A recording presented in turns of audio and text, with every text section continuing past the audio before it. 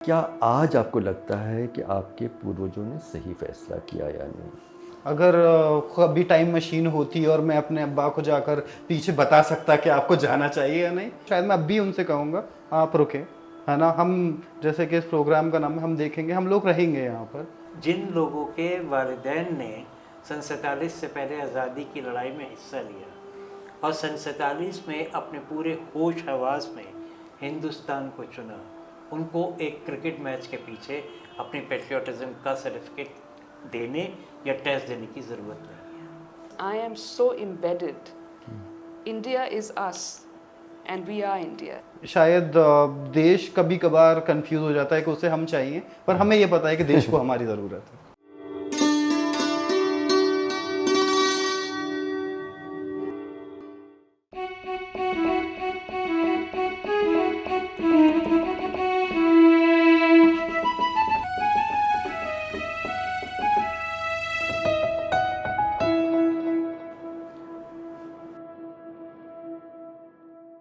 सलाम, नमस्ते, ज़िंदाबाद। आज की बातचीत इस बात पर है कि हिंदुस्तान के मुसलमान आज के भारत में किस तरह से महसूस कर रहे हैं, उनके दिलो दिमाग में क्या गुज़र रहा है, उसके अलग अलग पहलुओं पे बात होगी। हमारे तीन बहुत उम्दे मेहमान हैं। ज़ियाउल उस सलाम हैं जो बहुत वरिष्ठ पत्रकार हैं। कई आजकल हिंदू में लिखते हैं। इनकी एक बहुत अच्छी किताब निकली है, बीइंग मुस्लिम इन हिंदू इंडिया। ज़ियाउल सलाम यहाँ हैं। शाहरुख आलम हैं, बहुत ही सम्मानित एक वकील भी हैं और न्याय के मानवाधिकार के मुद्दों पे काम भी करती हैं और एक मतलब इसके बारे में एक स्कॉलर भी हैं, इसके बारे में सोचती हैं, लिखती हैं। और तीसरे हमारे जो साथी हैं वो भी पत्रकार हैं, लेकिन नए जनरेशन के। उन्होंने एक बहुत खूबसूरत किताब लिखी है, city on fire, a boyhood in Aligarh. ये किताब है उनकी अपनी ज़िंदगी के बारे में कि एक छोटे मुस्लिम कस्बे में उनका जो बचपन गुज़रा है, अलीगढ़ में दंगों के बीच में वो कैसे बड़े हुए, उसके बारे में। तो ये हमारे तीन मेहमान हैं। तो बातचीत इस बात से मैं शुरू करना चाहता हूँ। एक्चुअली हम लोग जहाँ रिकॉर्डिंग कर रहे हैं ये जामिया में है, और जैसे हम बैठे मुझे याद आ रहा था कुछ साल पहले दिसंबर 2019 में जब सीए के ख़िलाफ़ देश भर में एक शांतिपूर्ण आंदोलन खड़ा हुआ। एक तरह से उसकी शुरुआत यहीं से हुई जब एक रात पुलिस का एक कंटिंजेंट यहाँ के लाइब्रेरी में घुसे और बहुत सारे यहाँ के छात्रों को उन्होंने काफ़ी बेरहमी से मारा और थानों में ले गए। हम लोग शहर भर से लोग निकले और थानों के सामने, पुलिस हेडक्वार्टर्स के सामने रात भर धरना की जब तक उन सभी नौजवानों को रिहा नहीं किया गया। अगले दिन सुबह बहुत बड़ी मात्रा में यहाँ के छात्र इकट्ठा हुए थे और मुझे भी लोगों ने बुलाया कि बहुत ज़रूरी है कि आप भी कुछ अपनी बात रखें। उस दौरान मैंने कई बातें कही। मैंने कहा कि ये जो आंदोलन है ये किसी एक कानून के ख़िलाफ़ नहीं है, ये उस बात पर है कि हम किस तरह का देश अपने बच्चों के लिए छोड़ना चाहते हैं। क्या उसमें मोहब्बत होगी, बराबरी होगी, या असमानता और डर होगा। जब मैं बोल रहा था हज़ारों स्टूडेंट्स के सामने, मैंने एक और बात कही थी और वही मैं आपके सामने रखना चाहता हूँ। मैंने कहा कि आज के बाद किसी को ये इजाज़त आप ना दें कि कोई कहे कि आप अपने मुल्क के प्रति मोहब्बत और वफ़ादारी का सबूत दें। ख़ास करके वो लोग तो ना ही पूछें जिन्होंने आज़ादी की लड़ाई में हिस्सा भी नहीं लिया। और मैंने ये भी कहा कि अगर एक कौम है इस देश में जो इंडियन बाय चॉइस हैं, वो सिर्फ़ इस देश के मुसलमान हैं। हम बाकी लोगों के लिए एक ही देश था, हम किसी और देश को चुन नहीं सकते थे। मेरा अपना परिवार भी जो आज पाकिस्तान में रह गया, वहाँ से उजड़ के आए थे पार्टीशन के हिंसा के दौरान, उनके लिए यही एक देश था। लेकिन देश के मुसलमान के सामने एक चॉइस था, क्या मज़हब पर, इस्लाम मज़हब के नाम पे बनाई हुई नए देश में वो शामिल होना चाहते थे, या सभी मज़हबों को बराबर का हक़ और बराबर की इज़्ज़त देने के वादे पे जो गांधी जी,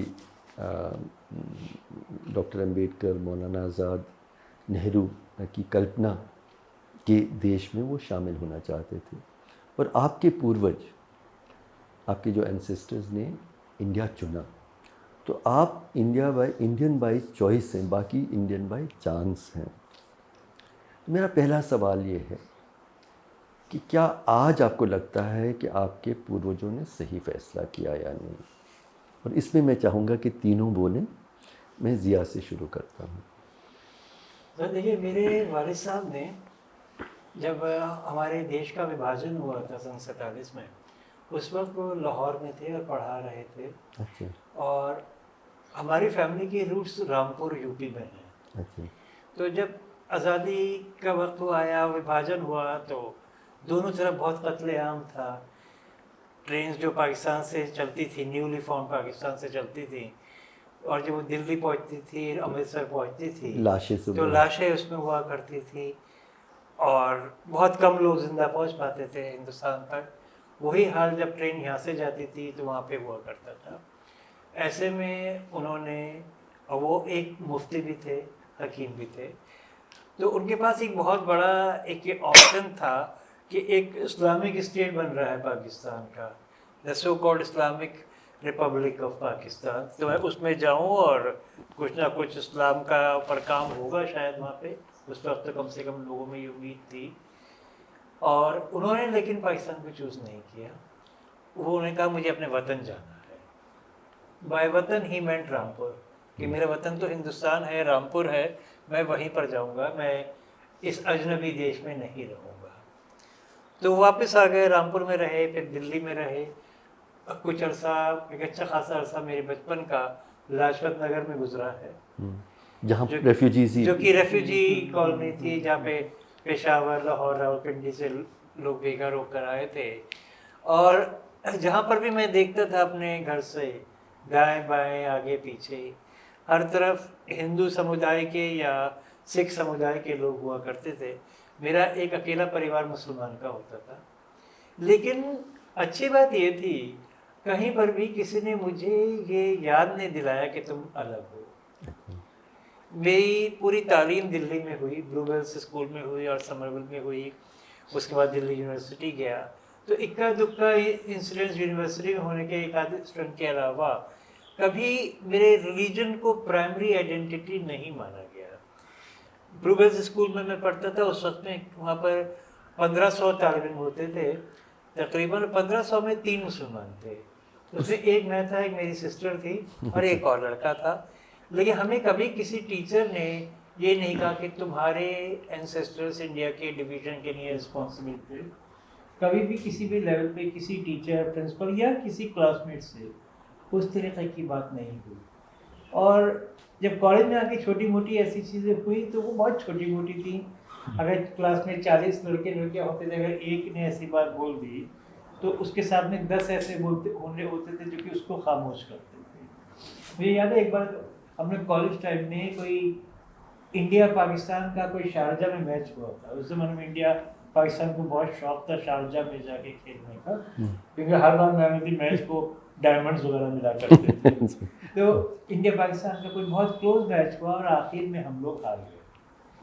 तो और लड़कों की तरह मैंने भी उस दिन पूरी छुट्टी करके टीवी के सामने दिन गुजारा था और पूरे दिन इंडिया को ऐसे चीयर कराता है जब मेरी आवाज़ शारजा पहुंच रही है दिल्ली में बैठ कर। लास्ट में फिर हम हार गए, तो जैसी एक उदासी सी होती है, डिसअपॉइंटमेंट होता है, वो चीज़ थी। अगले दिन जब मैं कॉलेज पहुंचा तो मेरी क्लास में एक लड़का था, उसने मुझे एक बात बोली जो कि मुझे मेरे दिल पे तीर की तरह लगी। उसने मुझसे कहा, जिया तूने तो कल लड्डू बांटे होंगे। अरे लेकिन वो एक अकेला था क्लास के। उसी टाइम और बच्चों ने कहा, हाउ कैन यू से दिस, तुम ऐसा कैसे बोल सकते हो, कल के मैच में तुमने देखा नहीं अजहरुद्दीन ने रन बनाए थे। जी।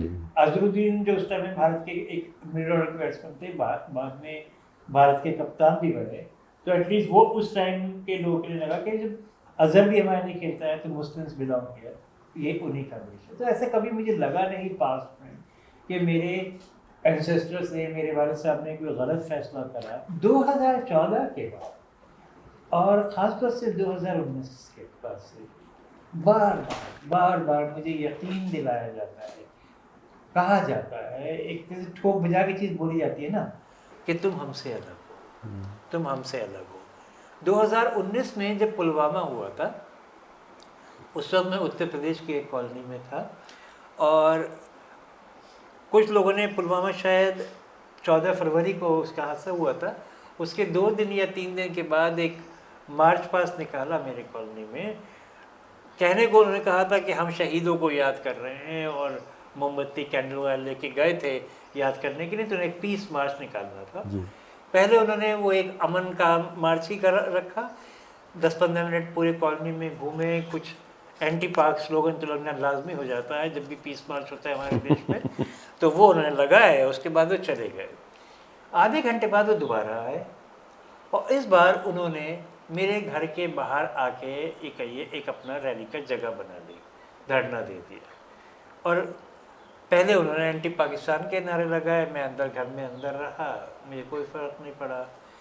उसी टाइम मेरी एक बच्ची आई, मेरी 2 ट्विन लड़कियां हैं, उस वक्त वो 9 साल की थी दोनों, तो उनमें से एक अंदर भाग कर आई और उसकी सिसकी बनी हुई थी। मैं किचन में था अपनी वाइफ के साथ, तो मैं समझा कि कुछ ना कुछ गड़बड़ है, तो बच्चे ने कुछ हल्के से कुछ कह पाए कि बाहर देखे। मैं बाहर गया तो एक बुज़ुर्ग व्यक्ति, मैं उनको सज्जन नहीं कहूँगा, वो मेरी 9 साल की बच्ची को पीछे गर्दन से पकड़े हुए थे और कह रहे थे, बोल भारत माता की जय। बच्ची सदमे में आ गई थी। आसपास के 60-70 और लोग थे, मर्द भी थे, औरतें भी थी, और कोई उस बच्ची की मदद के लिए नहीं आया। मैं वहाँ पे पहुँचा तो मैंने उन साहब पर जो भी चिल्लाया होगा, वो तो शायद मेरी आवाज़ इतने लोगों में नहीं पहुँची होगी, मैंने उनको किक किया, और वहाँ पर किक किया जहाँ पे सबसे ज़्यादा दर्द होता है। वो गिर गए फ़ौरन। तो आसपास की कुछ औरतें आई, कहीं भाई साहब ये क्या तरीक़ा है, इतने बुज़ुर्ग व्यक्ति हैं, 70-75 साल के हैं, बच्ची की दादा की उम्र के हैं। तो मैंने कहा, ये बच्ची जब सुबह में स्कूल की बस पकड़ती है कॉलोनी के गेट से, तो आपको बस में बैठकर भी आंटी बाय बाय करके जाती है, वो आपका मज़हब नहीं पूछती, आपसे आपके पेट्रियाटिज़म का सर्टिफिकेट नहीं मांगती, आप इस बच्चे से कैसे मांग सकते हैं। और मैंने कहा, आपने ये किया, लेकिन मैं ये मत समझिए मैं यहाँ पे अकेला मुसलमान हूँ तो मैं खामोश रहूँगा। मैंने उसी वक्त जितने भी जर्नलिज़म के जो मेरे फ्रेंड्स थे जिनको मैं फ़ोन कर सकता था, जो भी ये नंबर उस टाइम हाथ में आया, मैंने 10-12 जगह पे फ़ोन करा, और फ़ौरन मेरी RWA वगैरह जो वहाँ पे थी उनके पास फ़ोन आने शुरू हुए मुख्तलिफ़ चैनल्स वगैरह से, अखबारों से। तो मामला फिर फ़ौरन ख़त्म हो गया। फिर रात को 10 बजे के आसपास कॉलोनी के कुछ बुज़ुर्ग लोग आए कि नहीं भाई साहब, हम तो सब भाई हैं, आपस में मोहब्बत से रहते हैं, ये बाहर के लोग आ गए थे, आप बुरा मत सोचो, बुरा मत करो, हम ये सब एक साथ हैं। तो उस तरीके की चीज़ें होती हैं। या इसका शायद पहले मुझे तजुर्बा हुआ था, अभी भी होता है, कि अगर आप विजिबली मुस्लिम हैं तो ज़्यादा मुश्किल है। मैं आपको 2 छोटे से उदाहरण देता हूँ। पहले मेरी दाढ़ी लंबी हुआ करती थी, इससे डबल से ज़्यादा हुआ करती थी, तो रोड पे चलते हुए लोग मौलाना साहब समझते थे। तो एयरपोर्ट पे जाऊँ तो 2 बार चेकिंग ध्यान से होती थी कि मौलाना साहब तो बड़ा डाउटफुल करैक्टर लगता है लोगों को। इवन डोमेस्टिक फ़्लाइट पर के लिए भी, इंटरनेशनल की तो बात अब छोड़िए। उसी तरीके से अगर आप मेट्रो से ट्रैवल कर रहे हैं और 15 अगस्त से 26 जनवरी का वक्त है, तो एक आम मुसाफिर जो है उसकी 2 बार फ्रिस्किंग होती है। मेरी उस 2 बार में तकरीबन 4 बार होती थी, वही आदमी 2 बार देख के वो करता था। ये चीज़ें हुआ करती थी। अभी हाल ही में हमारे देश में अयोध्या में प्राण प्रतिष्ठा सेरेमनी हुई 22 जनवरी को। तो दिल्ली और नॉर्थ इंडिया में तो ऐसा लग रहा था कि पूरे देश ने भगवा रंग धारण कर लिया है। उसके 2 दिन के बाद 25 जनवरी को मुझे चेन्नई जाना था ऑफिस के काम से। तो मैं दिल्ली के इंटरनेशनल एयरपोर्ट पे पास अपनी फ़्लाइट करी है, और हमेशा की तरह मेरे पास आइडेंटिटी कार्ड मेरे मोबाइल में था, जो आधार कार्ड है या पैन कार्ड वगैरह। तो एंट्री करी, मैंने अपना उनको टिकट दिखाया और वो दिखाया, तो उन्होंने मुझे अंदर नहीं जाने दिया। मुझे देखकर, मेरा नाम देखकर टिकट से कि नहीं आप ऐसे नहीं जा सकते, हार्ड कॉपी होना चाहिए आपके पास आधार की, पैन कार्ड की। मैंने कहा मैं दुनिया भर में ट्रैवल कर रहा हूँ, देश भर में ट्रैवल कर रहा हूँ, ये कभी नहीं हुआ। कहेंगे नहीं अब ये आदेश है, आप अंदर नहीं जा सकते, आप इसका तो हार्ड कॉपी निकालिए कहीं से, वरना हम आपको अंदर नहीं जाने देंगे। फिर मैंने कहा ठीक है यही बात है, अब मुझे लिख कर दे दीजिए। तो वो तो लोअर लेवल का पुलिस ऑफिशियल होता है, उसने अपने सुपरवाइज़र वगैरह को बुलाया और फिर पूछा आप क्या करते हैं। जब उनको पता चला कि मैं एक सहाफ़ी हूँ, पत्रकार हूँ, तो उनका अच्छा आप जाइए। लेकिन अगर उस दिन मैं सहाफ़ी नहीं होता, एक बिजनेसमैन होता, तो ये चीज़ बार बार हमें याद दिलाई जाती है कि तुम यहाँ पे औरों से अलग हो, तुम मुसलमान हो, यू डोंट बिलोंग हियर। लेकिन सारे रोज़ाना के चैलेंजेस के बावजूद मैं उन सब लोगों को एक ही बात कहूँगा, मुझे अपने पेट्रियोटिज़म के लिए उनसे सर्टिफिकेट नहीं चाहिए। बिल्कुल बिल्कुल। जिन लोगों के वालिदैन ने सन 47 से पहले आज़ादी की लड़ाई में हिस्सा लिया और सन 47 में अपने पूरे होश हवास में हिंदुस्तान को चुना, उनको एक क्रिकेट मैच के पीछे अपनी पेट्रियोटिज़म का सर्टिफिकेट देने या टेस्ट देने की ज़रूरत नहीं है। बिल्कुल। शाहरुख, आप क्या, इन्होंने बहुत दिल की बात बताई अपने फैमिली के बारे में। आप क्या सोचते हैं, आपके वालिदान ने सही फ़ैसला किया या नहीं? हर्ष, आपकी इजाज़त हो तो हम 5 मिनट तमहीद बांधेंगे और फिर आपके के सवाल का जवाब देंगे। Growing up, I felt that I had a very stable sense of cultural identity, which merged very happily with all my other identities and with the mainstream. So as an example, you'd know that you'd say Adab Arz hai to all my parents' friends across religions. And equally, they would know what to say in response. They'd say, "Khush rahiye, jeeti rahiye." So there was this sense of a very stable cultural identity. And suddenly over the years, not suddenly, I've discovered that it's happened over the years. It's become parodic. They've made a parody out of every memory and every association that I had. Mia, for instance, it's become such a pejorative. And it was a very affectionate term. I'd say Mia to somebody like a younger brother, ke आओ Mia. वैसे नहीं लोग बाबू बोलते हैं छोटे जी भाई के। जी, बाबू आओ Mia खाना खाओ. But other than making fun of the name Abdul, making fun of all these memes that go around, they're not just offensive, they also cause some kind of cognitive dissonance. Because they don't make sense. They don't make sense in terms of my memories, my experiences. ये क्या कह रहे हैं? शाहरुख, मैं अपने viewers को थोड़ा सा, बहुत ज़रूरी है जो आपने बात कही, I just translate it a little bit. मैं, जो शाहरुख कह रही हैं कि बचपन में एक किस्म का एक सांस्कृतिक एक तहजीब जो था, जिसमें घर में बुज़ुर्ग आते थे, माँ बाप के दोस्त आते थे, तो उनको आदाब कहना, और उनको भी मालूम था कि क्या जवाब देना है, जीते रहो बेटे।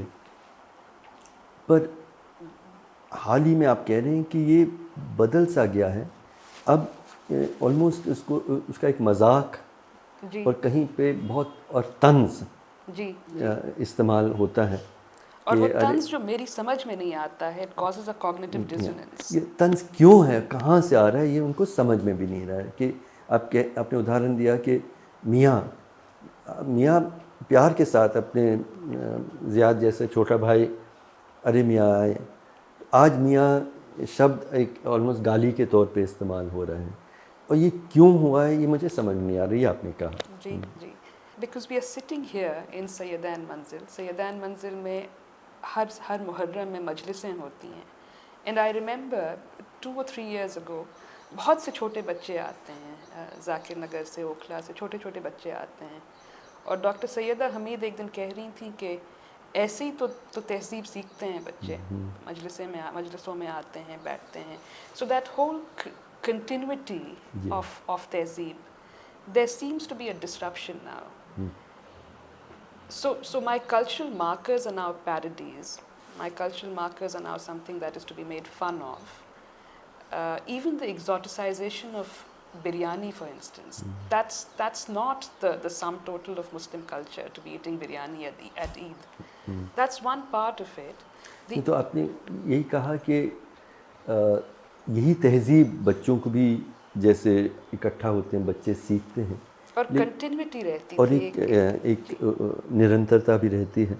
लेकिन आप कह रहे हैं कि आज वही तहजीब एक मजाक और एक तंज सा रह गया है, जी, और वो या फीटसाइजेशन हुआ है उसका, या चुपता है, या फिर उसको जैसे कोई बहुत ही कोई अजीबो गरीब कोई अजूबा है उस तरह से बिरयानी खाएंगे, आज ईद का दिन है, आज बिरयानी खाएंगे। ये एक तरफ है, और दूसरी तरफ is the wild and very active narrative where the Muslim is the troublemaker, the disruptor, the anti-national, and also a very overtly sexualized being. All of that. दूसरी तरफ मतलब ये तो है ही, लेकिन उससे ज़्यादा आप कह रही हैं कि मुसलमान आज मतलब कहीं हिंसक है और औरतों के प्रति बुरी नज़र रखता है। इस तरह का प्रचार एक आम समाज का हिस्सा गया है, और किसी आम मुसलमान को ये समझ में नहीं आता है, because these are not the associations, these are not our experiences at all. आपने इस प्रोग्राम का नाम रखा है हम देखेंगे, and I am reminded of another of Faiz's poems, आज बाज़ार में, which he wrote in 1959, और उसका एक मिसरा है अबाउट द कांस्टेंट स्क्रूटनी, हाकिम शहर भी मजमा आम भी। शहर के जो हाकिम हैं वो भी हर वक्त स्क्रूटनाइज कर रहे हैं, जो आम मजमा है, the mobs, they are also always looking at me, and the constant accusations, तीरे इल्ज़ाम भी, संगे दुश्नाम भी, हर वक्त इल्ज़ाम है, हर वक्त stones are being thrown about sort of twisting who I am, twisting that cultural identity. So there's all of this. There's all of मैं जो हूँ मुझे तोड़ा जा रहा है, मतलब उसको तोड़ मरोड़ के रखा जा रहा है, और हमेशा मुझे जवाब देने का मतलब मैं क्या हूँ, मैं क्या कर रही हूँ, मैं क्यों कर रही हूँ, सब का मुझे जवाब भीड़ को भी देना है और हाकिम को भी देना है, सरकार को भी देना है, और हर वक्त इल्ज़ाम भी है, हर वक्त संगे दुश्नाम भी है, नाम ख़राब करना मेरा, बदनामी भी है। जी जी।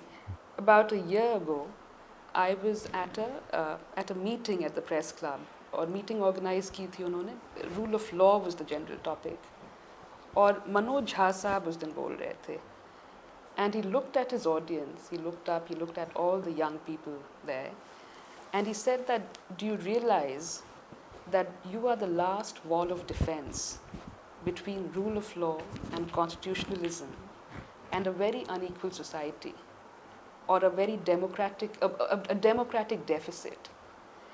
And I looked around, and I saw many Muslim faces, perhaps in excess of their proportion in their country, and that made perfect cognitive sense to me, that Muslims have been and Muslims are always at least part of the last wall of defense. They always show up. आप बहुत एक और खूबसूरत बात कहें अभी शाहरुख ने, उन्होंने कहा कि एक प्रेस क्लब में रूल ऑफ लॉ पे, संवैधानिक मूल्यों पे एक बातचीत चल रही थी, तो हमारे जो एमपी हैं मनोज झा, उन्होंने एक बात कही जो ये याद कर रहे हैं, उन्हें नौजवानों को कहा, ऑडियंस में बहुत सारे नौजवान थे, कि नौजवान आप लोग आखिरी एक किस्म के दीवार हैं संवैधानिक मूल्यों और रूल ऑफ लॉ पर अगर देश चलना है, या फिर असमानता, नफ़रत, जी खौफ। जी और आपने कहा कि उस ऑडियंस में ज़्यादा संख्या में मुसलमान नौजवान थे, और जी आपको सही लगा कि हाँ, नौजवान, सभी नौजवान, और उसमें मुसलमान नौजवानों की एक ख़ास जिम्मेदारी भी बनी है और उनकी भूमिका भी रही है। they've always showed up वो हमेशा historically they've always showed up हैं संवैधानिक, इस देश के संविधान के मूल्यों की रक्षा में। in 1857 in 1862 in 1920 in 1930 40 they've always showed up as they should हमेशा हमेशा रहे हैं इस सारे अलग अलग दौर पे। आज़ादी की पहली लड़ाई जो 1857 में हुआ था, और उसके बाद जब भी, और ऐसा होना भी चाहिए। इसमें कोई, जी ये कोई विचित्र बात नहीं है। वो इस देश के नागरिक हैं, इस देश से मोहब्बत करते हैं, और इसकी रक्षा, इसके मूल्यों की रक्षा के लिए वो खड़े होंगे। So then the next stanza of Aaj Bazaar mein, which I think is very pertinent here, the next stanza is, Inka damsaz apne siva kaun hai? Who will speak the truth if not us? Shehre jana mein ab basifa kaun hai?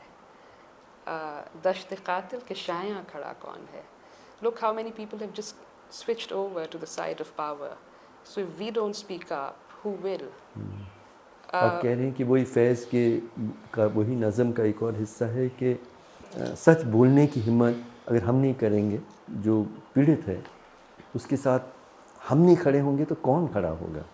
देखिए कौन दूसरी तरफ चला गया है, मतलब सत्ता की तरफ, मतलब पावर का इस्तेमाल, और Yes. नफ़रत और दबाव और जुल्म, सभी के पक्ष में कौन चला गया है। And these two lines, which I think a lot of young Muslim men and women say to each other every day, it says, "Rakhte dil bandh lo, dil figaro chalo, phir hami qatl ho aaye, yaro chalo." So of course they are the last wall of defense. But after saying all this, in answer to your question, I'm the third generation now after partition. It's a very reasonable question, but it doesn't speak to me today because I am so embedded. India is us, and we are India. So this question is a historical question. It doesn't speak to me because I am an embedded stakeholder here. My sense of belonging is visceral. आप कह रही हैं कि मुझे ये सवाल ही सही नहीं लग रहा। मैं तीसरी पीढ़ी आज़ादी के बाद की हूँ, और ये देश है ही मेरा। मेरे से सवाल ही कैसे ये पूछा जा सकता है, ये मुझे लग रहा है। ऐसा आप कह रही हैं। मुझे याद आ रहा है मौलाना आज़ाद भी कहते थे आज जब बंटवारा हुआ कि मैं मुस्लिम भी हूँ और मैं हिंदुस्तानी भी हूँ, और ये दोनों पहचान मुझसे अलग नहीं हो सकते। Ji, ji. So बिल्कुल। despite all the accusations and despite all the indignities and the humiliations, it still doesn't speak to me because it's still visceral, my sense of belonging. I will be the last wall of defense. आप कह रहे हैं कि इसलिए जुल्म भी हो, हिंसा भी हो, नाइंसाफ़ी भी हो, Indignities ho. और बेइज्जती भी हो, सब कुछ हो सकता है भी, लेकिन फिर भी ये मेरा देश है और कोई इसको बदल नहीं सकता।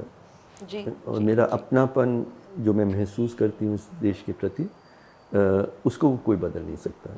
The second direct response that I want to give to your answer is that I think my entire answer to you is located in a very specific sense of specific position of class and caste. Those are very specific experiences. ये हो सकता है कि across classes, across castes, a lot of times people didn't have the option to go. The Muslim working class largely couldn't go, didn't go. The artisans didn't go. It was only the zamindars who went. So in that sense, the Pasmanda groups, the working classes, have never even considered this question, not then, not now. And और दूसरी बात जो आपने कहा कि cast और आपका जो वर्ग है, वो भी इस फैसले को प्रभावित करता है। जी, पार्टीशन के वक्त में भी ज़मींदार गए, जो पढ़े लिखे लोग थे वो गए, लेकिन जो किसान था, मज़दूर था, उनके लिए तो उस वक्त पे सवाल भी नहीं था कि मैं जाऊं। तो उस वक्त नहीं था और ना आज है। जी, जितना उस वक्त था ना अब है। और आखिरी मेरा जवाब ये है कि even those who went to Pakistan or those who came from Pakistan to here went for a variety of reasons and came for a variety of reasons, and some of them were forced. But having migrated, the sense of belonging doesn't always naturally just evaporate. The way that generation talked about home and belonging wasn't really confined by artificial territorial boundaries, and I think we should consider that also. एक Pakistani drama हम देख रहे थे, उसमें एक Muhajir family थी, उसका किस्सा था, बूढ़ी दादी थी उसमें, और वो हर वक्त दिल्ली को याद करती थी और कहती थी जिस लाहौर नहीं देखा वो जमिया नहीं। जी, वो दिल्ली को याद करती थी। अच्छा। और वो ये कहती थी कि यूपी को बल्कि याद करती थी और कहती थी कि यहाँ मर गई तो क्या होगा, ना कोई मुर्दा मुझे जानेगा ना मैं किसी मुर्दे को जानूंगी। So that sense of belonging is beyond borders. मैं भी जब भी पाकिस्तान गया हूँ जी। इतनी मोहब्बत, जी, क्योंकि जी, जब वो जी। जानते हैं कि मेरे माँ बाप उस ज़मीन के हैं, तो बिल्कुल अपना मानते हैं और इतना प्यार देते हैं। जी, and that's a sense of belonging जो सीमाएं हैं उसको वो पहचानती नहीं। And not just in Pakistan, migrant communities in the UK, US now, they're so invested in what is going on. So when I said that Muslims always show up to be the last wall of defense, at least in commensurate to their numbers, that applies also to the medieval times. They fought for empire, and they've also participated in the revolts against empire. चाहे शिवाजी की फौज हो या जो भी फौज हो, तो उस वक्त से वो चला आ रहा है। तो इतिहास में भी आप कह रही हैं कि तो मध्य वर्ग में भी था, ऐसा भी नहीं था कि वो शासक ही थे, शासक में भी हिंदू और मुसलमान थे। जी। और उस शासन के खिलाफ जो जंग हुए थे उसमें भी हिंदू और मुसलमान थे। जी। तो उस देश के नागरिक हैं, उनकी पहचान सिर्फ उनके मज़हब से कभी भी ना आज है ना उस वक्त थी। शायद नहीं। Thank you. नहीं। ज़ियाद हमारे सबसे नौजवान साथी, आप बताएं, आपने अपनी किताब में भी बहुत मार्मिक तरीके से ज़िक्र किया कि आपकी जो पिताजी हैं वो हिंदू मुस्लिम एकता पे इतना ज़्यादा उनका ध्यान था, और आप कहते हैं कि आपको कुछ वक्त लगा समझने के लिए, और आखिर में अपनी किताब में भी आप इसकी ज़िक्र करते हैं। तो उसी बात को आगे बढ़ाते हुए आप अपने आपके जो अब्बू हैं और उनके जो अब्बू थे, माँ थी, उनने सही फ़ैसला किया या नहीं? तो मुझे अक्सर ऐसा नहीं है कि अगर मैं अपने अब्बू के बारे में सोचता हूँ तो मुझे ये लगता है कि जिस टाइम में वो पैदा हुए थे शायद बहुत अलग वक्त था। मतलब उस टाइम पर उनके जितने भी भाई थे, मेरे अब्बा के, मेरे पापा के, उनमें से 4 भाई पाकिस्तान चले गए। उन्होंने काफ़ी बुलाया, उन्होंने एक तरह से ल्योर करने की उन्हें कोशिश करा कि आप पाकिस्तान आ जाओ, पाकिस्तान में सब कुछ है, जॉब है, सिक्योरिटी है, बहुत अच्छा है।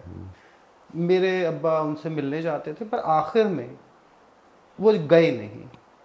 तो अक्सर मैं उनसे ये वाला एक सवाल पूछता था कि मतलब आप क्यों नहीं गए?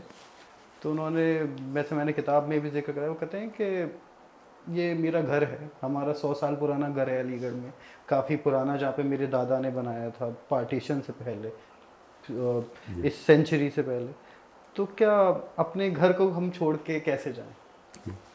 तो एक ये सवाल है कि हाँ, मतलब कभी कभार मैं बिल्कुल, मैं ऐसा भी नहीं कहूँगा कि डाउट नहीं होता, कभी कभार डर लगता है। कभी कभार जब बहुत ज़्यादा पॉलिटिकल सिचुएशन ऐसी आ रही होती हैं तो कभी कभार ऐसा लगता है कि यार पता नहीं क्या होता कि अगर वो चले जाते।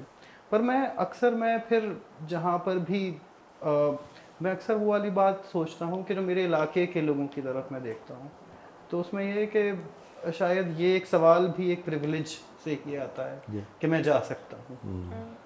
क्या मेरे इलाके के जो हज़ारों लाखों लोग हैं, मेरे शहर के हज़ारों लाखों लोग हैं, वो कहाँ जाएंगे? वही जो शाहरुख ने कहा कि आपको तो फिर भी चॉइस था, उनका चॉइस ही नहीं है कि वो कहीं और जाएं। तो ये मुल्क मेरा है ना, ये मुल्क मेरा। शायद मैं ये वाली बात कहता हूँ कि शायद जो मेरे हिंदू दोस्त हैं उनसे ज़्यादा भी है। मैं ये वाली बात एक क्लेम करता हूँ, क्योंकि जैसा आपने कहा कि मेरे मेरे पापा के पास चॉइस थी, वो जा सकते थे। और फिर ये वाली बात कि शायद ये इस टाइम पर जो एक रिलीजन एक तरह से डोमिनेट कर रहा है हमारे पॉलिटिक्स पर, इस टाइम पर बहुत ज़्यादा ज़रूरी है मुसलमानों को कि शायद ख़ास तौर पे जब हिंदू नेशनलिज्म को छोड़ रहे हैं तो शायद हम ही लास्ट लाइन ऑफ डिफेंस है, जो शाहरुख कह रही हैं, और हमें ही रिक्लेम करना पड़ेगा। क्योंकि धीरे धीरे मुझे लगता है कि जनता के अंदर ये वाली बात कहीं ना कहीं उनके दिमाग में आ रही है कि जो जो पावर्स हैं, जो जो जो रूलिंग पावर्स हैं, वो कहीं ना कहीं देशभक्ति को वो इस तरह से यूज़ करते हैं कि उसको अपने पॉलिटिकल फ़ायदे के लिए यूज़ करते हैं। वो देशभक्त नहीं है, ठीक है। शायद हमारे जैसे लोग जो अक्सर अपनी परेशानियों में भी, अक्सर अपने क्या कहते हैं दर्द में भी, अगर आप किसी चीज़ को चूज़ करते हो परेशानी में, तो वो चीज़ अपनी है। जी नहीं, आप बहुत सही कह रहे हैं। मैं इसको एलैबोरेट कर रहा हूँ। मुझे लग रहा है कि हम ऐसे दौर से गुज़र रहे हैं जहाँ एक समूह हमें कह रही है कि आप तभी अपने देश से मोहब्बत को साबित कर सकते हैं अगर आप दूसरे से नफ़रत करें। आप तभी अपने मज़हब के प्रति वफ़ादार हैं अगर आप दूसरे मज़हब से नफ़रत करते हैं। हम ये कहने की कोशिश करें, जो मैं आपसे सुन रहा हूँ, कि नहीं, मुझे अपने देश से मोहब्बत है, अपने मज़हब से मोहब्बत है, और बाकियों के प्रति भी मेरा इज़्ज़त सम्मान है। तो वो कहने के लिए आपकी ज़िम्मेदारी और ज़्यादा है इस वक्त में। तो मुझे लगता है कि शायद अगर कभी टाइम मशीन होती और मैं अपने अब्बा को जाकर पीछे बता सकता कि आपको जाना चाहिए या नहीं, तो शायद अगर वो वाली चॉइस होती तो शायद मैं अब भी उनसे कहूँगा आप रुके, है ना। हम जैसे कि इस प्रोग्राम का नाम है, हम देखेंगे, हम लोग रहेंगे यहाँ पर, है ना। क्योंकि शायद देश कभी कभार कंफ्यूज हो जाता है कि उसे हम चाहिए, पर हमें ये पता है कि देश को हमारी ज़रूरत है। बहुत खूबसूरत। देश को एक चीज़ ऐड करता हूँ। इन्होंने बोला कि इनके वालिद साहब के पास मौका था, नहीं गए, वो शायद वही मेरे घर में थी, शायद इनके भी बुजुर्ग के साथ वही रहा होगा। मैं वापस एक चीज़ कहता हूँ कि आज मुसलमान से ये पूछा जा रहा है कि ये हिंदुस्तान आपको अपना देश लगता है या नहीं, ये अपने आप में एक तकलीफ दे चीज़ है। बिल्कुल बिल्कुल। और मैं वो एक छोटी सी अपनी ज़ाती ज़िंदगी से चीज़ शेयर करता हूँ, और अब मैं मजबूर होकर मैं एक चीज़ से पब्लिकली कहने लगा हूँ।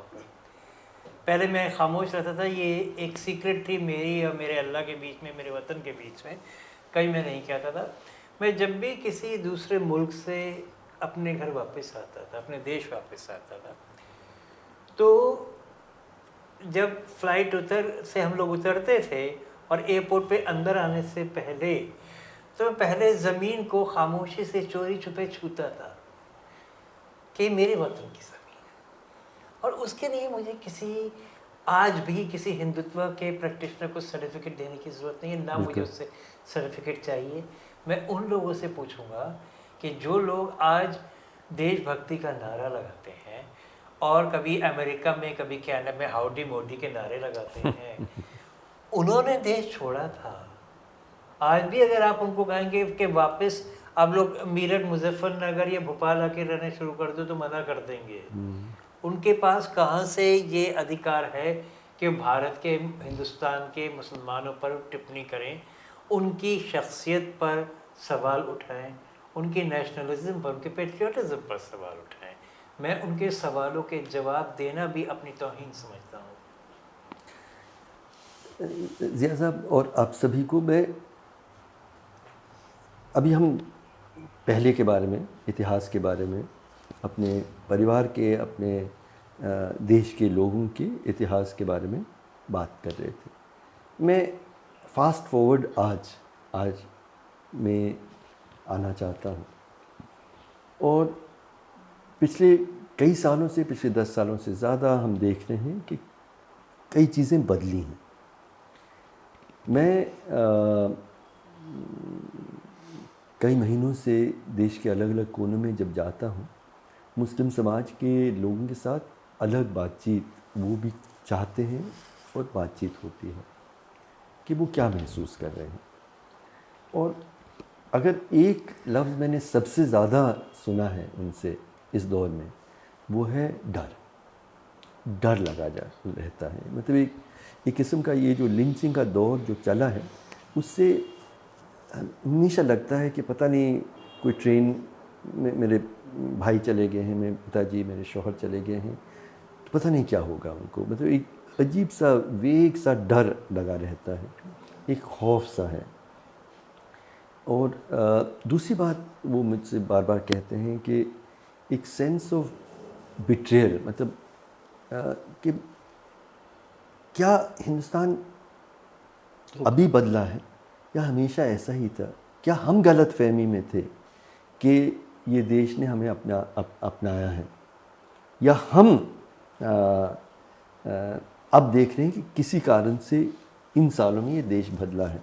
लेकिन दोस्तों और सभी, मतलब ऑलमोस्ट विदाउट एक्सेप्शन सभी कहते हैं कि मेरे बचपन के दोस्त, मेरे साथ में पढ़ने वाले साथी, मेरे कॉलेज में पढ़ने वाले लोग, मैं सोच भी नहीं सकता या सकती कि अब मैं उनके पोस्ट पढ़ती हूँ फेसबुक में या कहीं, उसमें इतनी ज़्यादा नफ़रत है।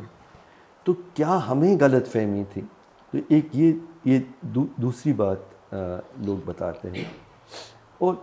और तीसरा यही कि दर्द बहुत है इन बातचीत में, कि जिस देश को हम जो हमारा अपना है और जिसे हम इतना मोहब्बत करते हैं, उस देश में हमारी जगह क्या है और क्या रहेगी, इसके बारे में पहली बार सवाल उठ गए हैं कि क्या हम लोग बराबर के नागरिक की हैसियत इस देश में हमें मिलेगा, या हमें ये मंजूर करना पड़ेगा कि हम दूसरे सेकंड क्लास सिटीज़न या दूसरे श्रेणी के नागरिक के तौर पे हमें रहना पड़ेगा। तो मेरा ये दूसरा सवाल है कि बुज़ुर्गों ने क्या चुना उसकी बात हो गई है। आज आपके इर्द गिर्द देश के जो मुस्लिम भाई बहन नौजवान हैं, वो अपने देश के प्रति और अपने भविष्य के बारे में, अतीत के बारे में नहीं बट भविष्य के बारे में क्या सोच रहे हैं, इसके बारे में मैं कुछ बोलना चाह रहा हूँ। और आई गो चेंज अराउंड और ज़ियाद से पहले पूछता हूँ।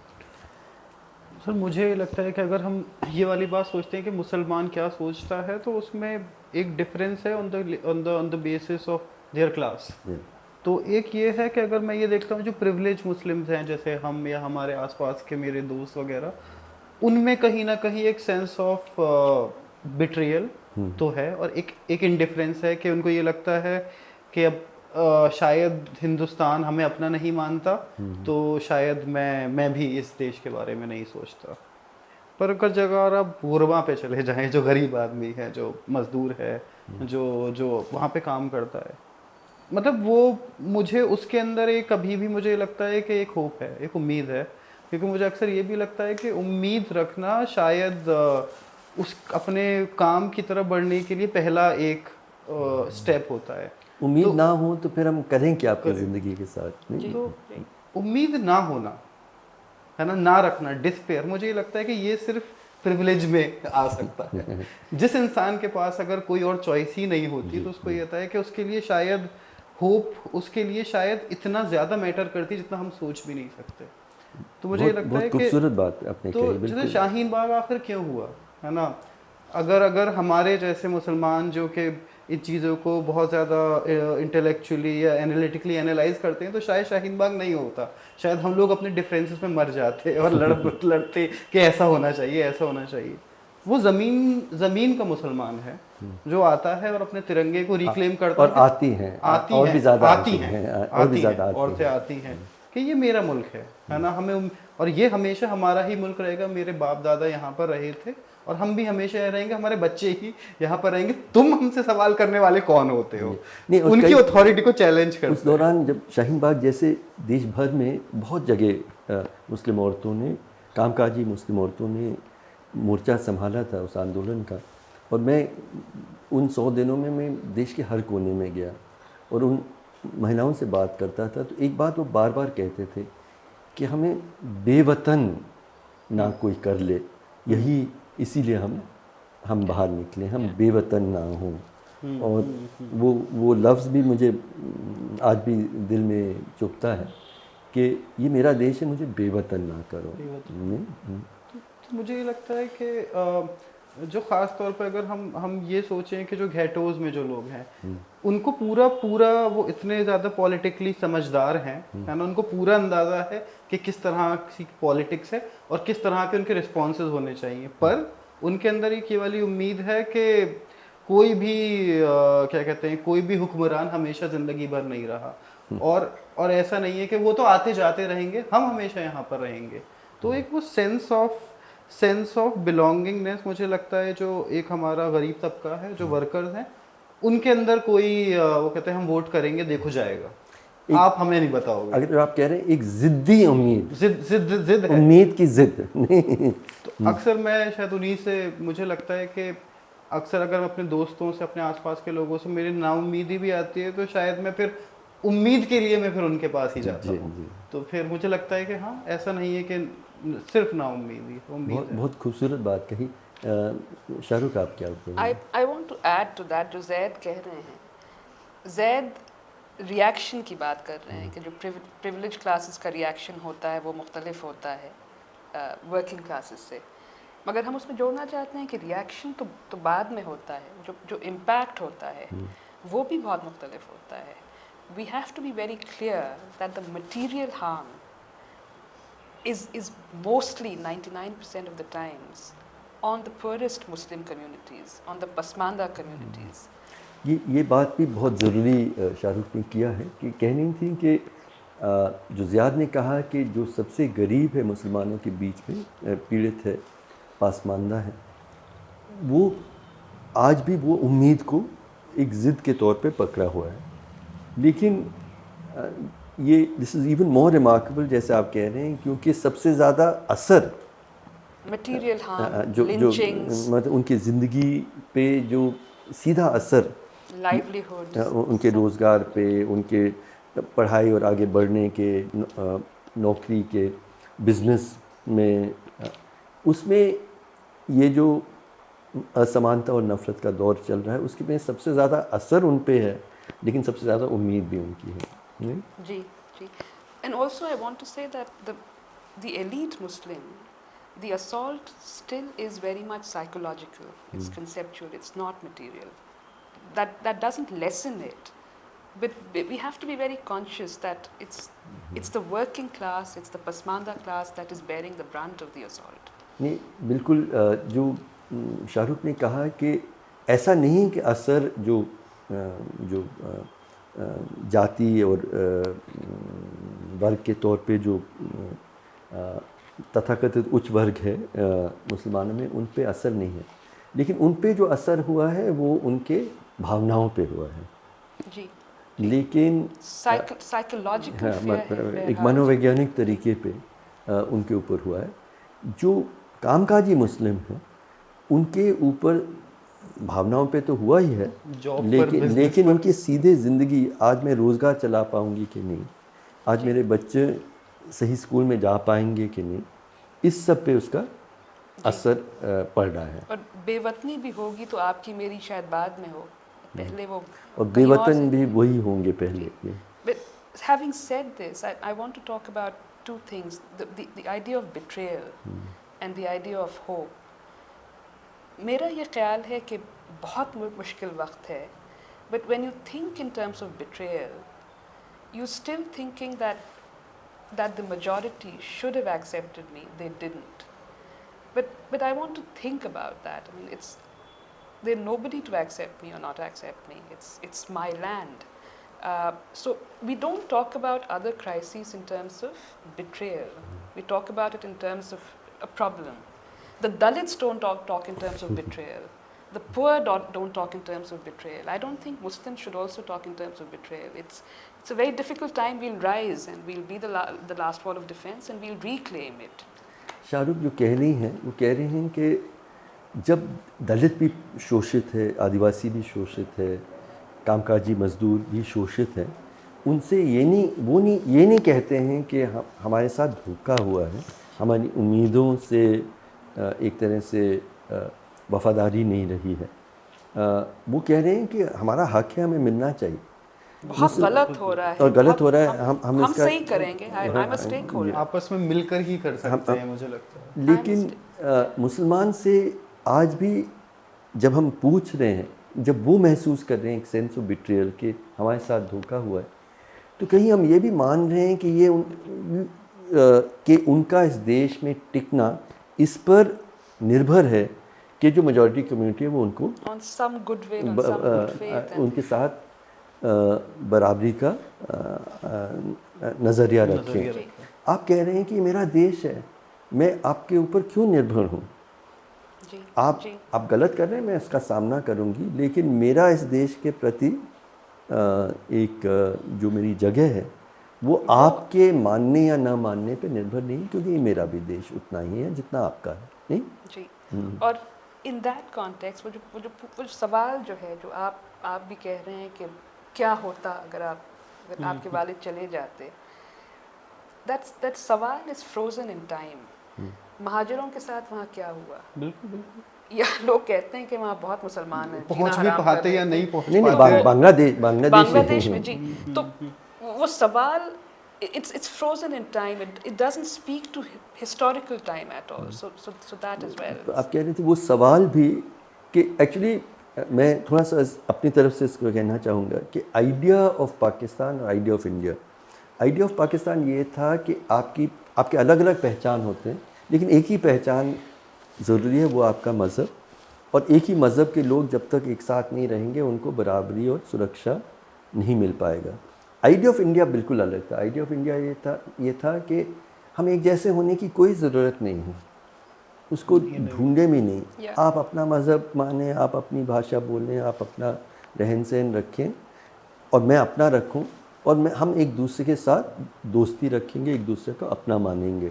जी, तो जी। आइडिया ऑफ पाकिस्तान तो बहुत जल्दी टूट गया जब मुहाजिर की बात तो आपने की, लेकिन मुझे लगता है सबसे ज़्यादा जो ईस्ट पाकिस्तान में लोग थे उन्होंने कहा हाँ हम मुसलमान हैं, लेकिन हम बंगाली भी हैं, हमें अपनी भाषा से प्यार है, हमें अपने गीत संगीत इस सब से है।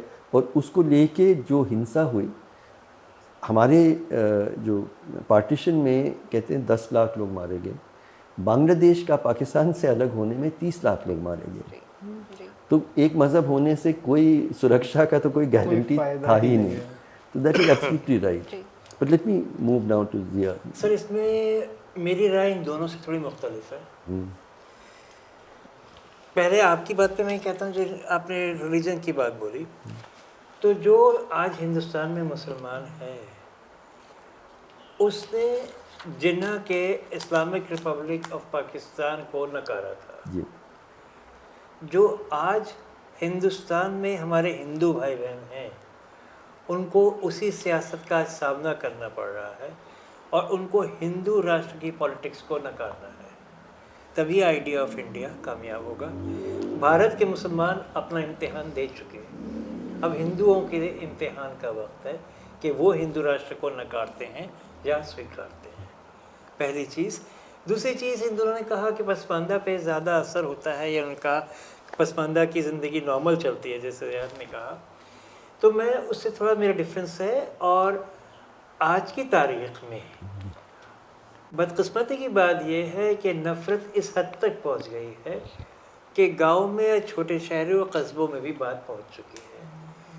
मैं आपको नोएडा की एक मिसाल देता हूं। नोएडा में एक जामा मस्जिद है सेक्टर 8 में, बड़ी मस्जिद है, और कभी वहाँ पे पहले कभी कोई हिंसा की वारदात नहीं हुई। सन 92 में भी जब बाबरी मस्जिद शहीद हुई थी तब भी उसके आसपास कोई प्रॉब्लम नहीं थी, और उसके आसपास सभी तबकों के लोग रहते हैं। ज़्यादातर लोग लोअर क्लास के हैं, वर्किंग क्लास के हैं, और आपस में पहले अच्छा ताना बाना था।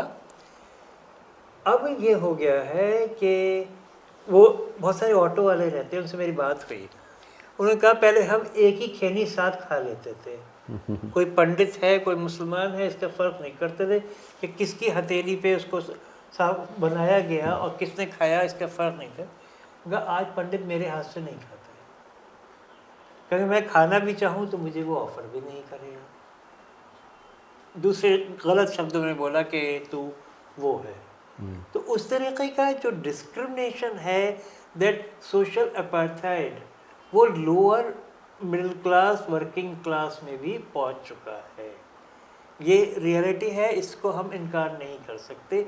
ये बात अलग है कि उनके पास, जैसे कि अभी शाहरुख ने बोला, सन 47 में उनके पास ये ऑप्शन नहीं था कि विकल्प नहीं वो था। पाकिस्तान जाएं। उसी तरीके से आज भी उनके पास ऐसे वसाइल नहीं हैं कि वो भारत छोड़ें। तो वो बात वहाँ तक रही। लेकिन इसके आगे अगर आप ये कहें कि आज का भारत का मिडिल क्लास मुसलमान का मूड क्या है, क्या उसकी फीलिंग, जैसे कि आप इन दोनों ने जिक्र करा बिट्रेयल का, ख़ासतौर से ज़ियाद ने किया, तो मैं उस पर से एग्री करता हूँ कि हाँ, एक बिट्रेयल का फीलिंग है। शाहरुख ने कहा हम उसको ओवरकम करेंगे, हाँ हम ओवरकम करेंगे, लेकिन उस फीलिंग से इनकार नहीं किया जा सकता, क्योंकि हमारा बिट्रेयल का फीलिंग एक दलित से अलग है। दलित हमारी तरह सैकड़ों साल से है यहाँ पर, लेकिन अनफॉर्चुनेटली वो एक हिंदू कास्ट हायरार्की का हिस्सा था। चाहे मुगलों ने भी रूल करा, तो दलितों के साथ जो एंशियंट इंडिया में ट्रीटमेंट था वो तकरीबन वैसा ही रहा, कोई ख़ास उसमें चेंजेस नहीं है। जो भारत का मुसलमान है वो एक टाइम में रूलिंग तबके के साथ एसोसिएटेड था, उसका फ्रीडम स्ट्रगल में अपना कंट्रीब्यूशन बहुत स्ट्रॉन्ग रहा है, और हमेशा से एक शेयर्ड पास्ट की बात कही गई है और ज़िंदगी जी गई है एक मिले जुले तरीक़े से। चाहे ब्राह्मण हो या सैयद हो, शेख हो, खान हो, क्षत्रिय हो, वैसे कोई खराबी किसी में आपस में नहीं पाई गई। और उसी तरह से सन 47 में भारत के मुसलमान यहाँ पे रुके, तो उनको ये पूरी उम्मीद थी कि जो एक हक़ एक ब्राह्मण को अपने मंदिर जाने का मिलेगा या एक हिंदू को मंदिर जाने का मिलेगा, वही हक़ एक मुसलमान को मस्जिद जाने का मिलेगा। और बहुत सारी चीज़ रही, लेकिन आज जब एक मुसलमान अपनी मस्जिद जाता है तो उसको खौफ क्यों होता है? हिंदू को तो वो खौफ नहीं होता अपने मंदिर जाते वक्त। आज जब रामनवमी होती है तो 4 मीनार को क्यों ढका जाता है? जब रामनवमी का जुलूस निकलता है तो मस्जिद के बाहर जाके क्यों रुकता है? आपने कभी नहीं देखा होगा कि मुहर्रम का जुलूस निकला है तो किसी मंदिर के बाहर जाके नारे लगाए गए हैं या ताज़िया ख़ास तौर से उसके सामने जाके रुकाया गया है। तो ये चीज़ है, तो ये बिट्रेयल है, और इस बिट्रेयल से मैं इनकार नहीं करूँगा। और ये बिट्रेयल इसलिए है क्योंकि हमारे देश की जो मेजॉरिटी कम्युनिटी है वो चाहे हमारी वेल विशर है और चाहे नहीं वो है 100% वेल विशर, लेकिन बोलती नहीं है। उनकी खामोशी जो है वो हिंदुत्व एलिमेंट को और ताकतवर बनाती है। जब जुल्म हो रहा हो तो जुल्म के ख़िलाफ़ आवाज़ उठाना ज़रूरी है। जुल्म को आप गलत समझें लेकिन खामोश रहें तो आप जालिम के साथ खड़े हैं। सो ज़िया साहब, आपने जो कहा जी, वही सवाल मैं बाकी दो साथियों को के सामने रखना चाह रहा हूँ कि इंडिया, भारत, हिंदुस्तान एक सेक्युलर डेमोक्रेसी रहे, इसकी सुरक्षा देश का मुसलमान कर रहा है और कई हिंदू भी कर रहे हैं। लेकिन ये जो एक बहुत मुश्किल वक्त है हमारे लोकतंत्र में, जहाँ सब कुछ जो संविधान में आज़ादी की लड़ाई में जिसके लिए कहा गया था कि ये ऐसा देश होगा जिसमें मोहब्बत होगी, बराबरी होगा, सबके लिए इंसाफ बराबर का होगा और बंधुता होगी, प्यार होगा हम सब के बीच में, इसको हासिल करने के लिए आपने कहा, शाहरुख और ज़ियाद ने, कि देश का मुसलमान हमेशा खड़ा रहा है, रही है इस लड़ाई में। तो थोड़ा हम वक्त देंगे कि देश का जो बहुसंख्यक समाज है उनकी क्या ज़िम्मेदारी है इस खतरे के दौर पे, जहाँ संविधान सबसे ज़्यादा खतरे में है, उस वक्त उनकी क्या जिम्मेदारी है? जी, I want to just respond briefly to what Zia Sahab had said in terms of betrayal, and I want to clarify that factually there's no denying that that's how Muslims feel. That wasn't my point. My point was that we need to reframe it. We need to tell Muslims that more than betrayal, it's a crisis. जी, आप ये कह रहे थे कि बहुत briefly जो पहले बातचीत हुई, ज़िया साहब ने जो कहा कि मुसलमान और ज़ियाद ने भी कहा कि हम लोग बिट्रेड महसूस कर रहे हैं, हमें लग रहा है कि हमारे साथ धोखा हुआ है। तो शाहरुख कह रहे हैं कि हाँ, मैं समझ रही हूँ कि ये फीलिंग है, लेकिन धोखा की जगह ये मेरा देश है और इसमें कुछ गलत हो रहा है और मैं इसको ठीक करने की हिम्मत भी रखती हूँ, हौसला भी रखती हूँ। इस तरह से हमारा रिस्पॉन्स होना चाहिए। जी जी। And also I think this sentiment again sort of conflates the ideas of all Hindus being majoritarian, which I want to challenge, because that is not the case, that is never the case. Our comrades in arms, yeah. So that brings us to our second question, कि जी हिंदू समाज की क्या जिम्मेदारी है देश के लोकतांत्रिक मतलब सेक्युलर लोकतंत्र की रक्षा के लिए। जी जी। और सिमेंटिक्स बहुत ज़रूरी हैं। वो हर बार जब हम पढ़ते हैं बहुत गलत लगता है, बुरा लगता है। बाबरी मस्जिद राम जन्म भूमि केस में everyone had lazily started referring to them as the Hindu side and the Muslim side, which wasn't the case. It was not the Hindu side. It was the Ram Janam Bhoomi Trust and it was the Babri Masjid Action Committee. और ये बार बार होता है। जी, आप कह रहे हैं कि even court, जैसे बाबरी मस्जिद अयोध्या राम मंदिर के बीच में जो विवाद हुआ था, तो कोर्ट ने भी कहा हिंदू पक्ष ये है और मुस्लिम पक्ष ये है। रिपोर्टाज वैसे और reportage, but even the courts actually use that terminology. तो आप कह रहे हैं कि हम ये क्यों महसूस कर रहे हैं कि हिंदुत्ववादी सोच और हिंदू एक ही है। इनफैक्ट मेरे बहुत सारे दोस्त हैं कि मुझे वो ये कहते हैं कि मुझे हिंदू धर्म को हिंदुत्व से बचाना है।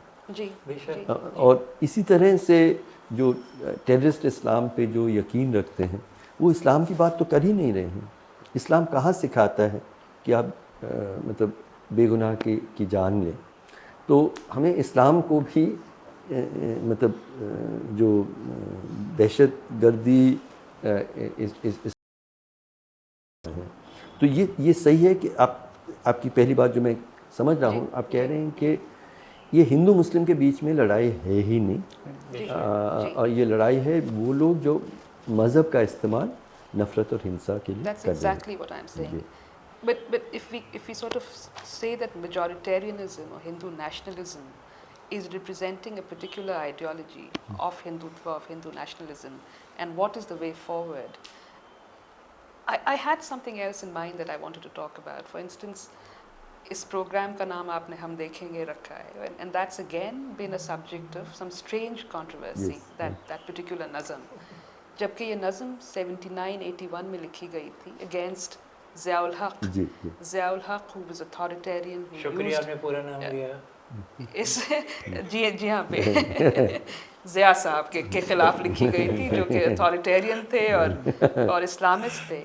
And the whole thing was about reclaiming religion and reclaiming ethics from false gods.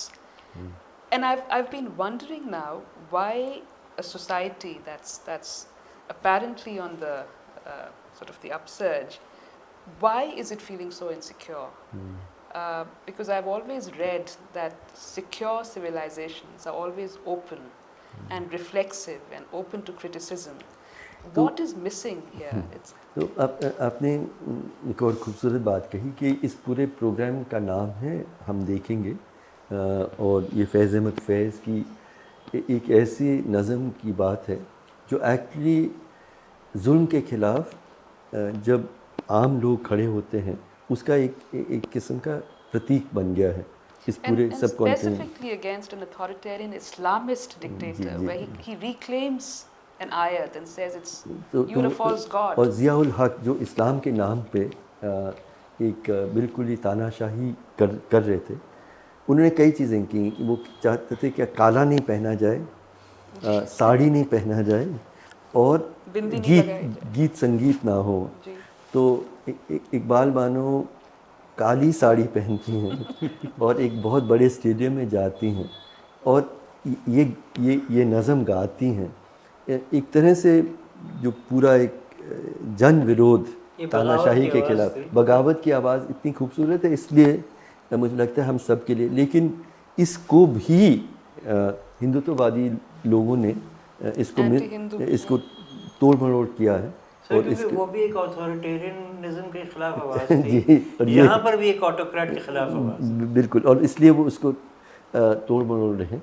बिल्कुल सही है ये। but the larger point is that we need to think more about our society, the Hindu majority, but also Muslims, because we're being very non-reflexive, we're being very inward-looking, we're being very conservative, we're being very intolerant of any kind of criticism, and all of these are hallmarks of a very insecure society, a very unstable kind of society. आपने एक बात कही कि जो कहा जा रहा है हिंदू खतरे में है, तो बहुत अजीब है। क्यों वो खतरे में महसूस कर रहे हैं अपने आप को ऐसे वक्त में जहाँ पे उनका बहुत ज़्यादा बोलबाला है हर क्षेत्र में, अर्थव्यवस्था में, राजनीति में, यूनिवर्सिटी में, मीडिया में, कहाँ उनका बोलबाला नहीं है, लेकिन फिर भी वो असुरक्षित हैं। तो ये असुरक्षा एक अजीब, मतलब एक जो ज़िंदा कौम है उसमें एक कॉन्फिडेंस है। मुझे डर की कोई ज़रूरत नहीं। मुझे तो जब हिंदू खतरे में कहा जाता है, पाकिस्तान का 97% पाकिस्तान अब मुसलमान है, उसमें 1% हिंदू है, 1% अहमदिया है, 1% क्रिश्चियन है, लेकिन वो भी खतरे में है। तो अब क्या तो इसलिए दैट इज़ बिल्कुल सही आप कह रहे हैं। ये जो असुरक्षा हम अपने आप को खतरे में महसूस कर रहे हैं, उसका एक और स्वरूप ये भी है, आप कह रही हैं कि हम सुधार की ज़रूरत है, हर समाज में सुधार की ज़रूरत है। हिंदू समाज में भी सुधार की ज़रूरत है और मुसलमान समाज में भी, और सिख और क्रिश्चियन और हर समाज में सुधार की ज़रूरत है, महिला समानता के लिए खास करके, और मुद्दों में भी। तो सुधार की बात से आप क्यों घबराते हैं, ये भी आप सवाल पूछ रहे हैं। और just to add to that, मुसलमान भी जब अपने उरूज पर थे, चाहे खिलाफत हो या, it was a much more open society. Blasphemy was not a problem then. So we also need to be a bit more reflexive. जी, तो हम सभी समाज में हमें सोचना चाहिए कि हम लोग क्या हो गया है। थोड़ी सी छोटी सी चीज़ में आप कह रहे हैं कि हमारे भगवान को बेइज्जत किया गया है और किसी को आप मारने के लिए तैयार हैं। पाकिस्तान में एक बहुत गरीब क्रिश्चियन महिला को फांसी की सज़ा दी जा रही है क्योंकि कह रहे हैं कि उन्होंने अल्लाह का अपमान किया है। तो ये आप एक गरीब महिला से, आपका मज़हब इतना कमज़ोर है कि उससे वो खतरे में पड़ गया। तो ये बिल्कुल इस तरह के आत्मचिंतन की ज़रूरत है, आप कह रहे हैं जी। मुझे लगता है कि इस टाइम पर अगर मैं प्रोग्रेसिव हिंदू से मुझे लगता है कि मैं कुछ एक्सपेक्ट करूं, देखिए सबसे पहली बात अगर वो हो सके तो मुझे लगता है कि ये वो वक्त नहीं है कि हम सिर्फ ये कहें कि ये गलत हो रहा है और उसके बाद हम कह के बढ़ जाएं। ये थोड़ा वक्त ऐसा है कि you have to walk the talk, like आपको, मुझे लगता है कि वो बहुत ज़्यादा ज़रूरी है। ये सिर्फ ऐसा नहीं है कि आप सिर्फ मुसलमानों के लिए काम कर रहे हैं, आप देश के लिए काम कर रहे हैं। इस टाइम इस देश को बचाना और इसकी जो ऑथेंटिसिटी, इसकी जो गरिमा है, उसको बचाने के लिए बहुत ज़्यादा ज़रूरत है कि जो हमारे प्रोग्रेसिव हिंदूज़ हैं वो सिर्फ बोले ना, उस पर काम करें। लाइक बहुत सारी जगहों पर ये है कि मैं देखता हूँ कि अनएम्प्लॉयमेंट है।